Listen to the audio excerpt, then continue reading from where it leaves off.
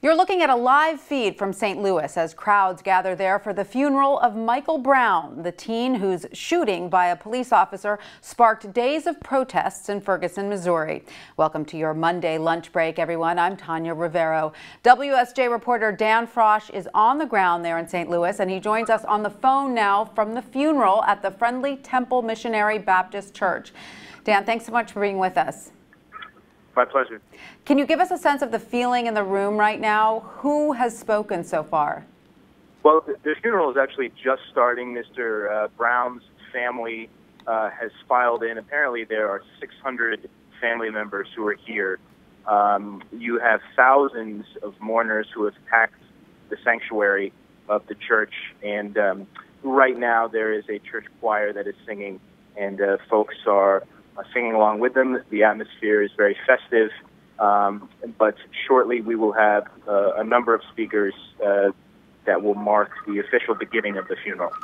Now, earlier, Michael Brown's family called for peace in the streets, and his father had this to say on Sunday night. All I want is peace while my son's being laid to rest. You please take a day of silence so we can lay our son to rest. Yes. Please. Yes. That's all I ask. So, Dan, what is the mood on the streets right now? Has there been a sense of growing peace?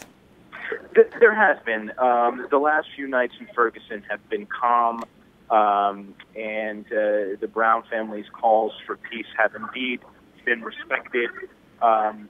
People have taken to a more celebratory atmosphere in many ways on the streets of Ferguson. And there is perhaps a sense that, at least for now, the worst of the turbulence is over. And what do we know about the grand jury investigation into Michael Brown's death? Not much. We know that the grand jury has been impaneled and is looking into this. It will likely be several months before they reach a decision as to whether to indict the officer involved, Darren Wilson.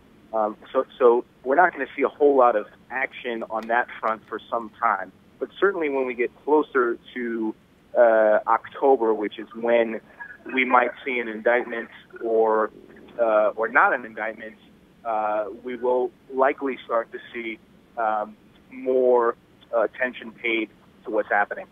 All right. Thank you so much for that, Dan. We know you'll continue to follow this story, and the Wall Street Journal will be live streaming the funeral and bringing you updates on this story throughout the day.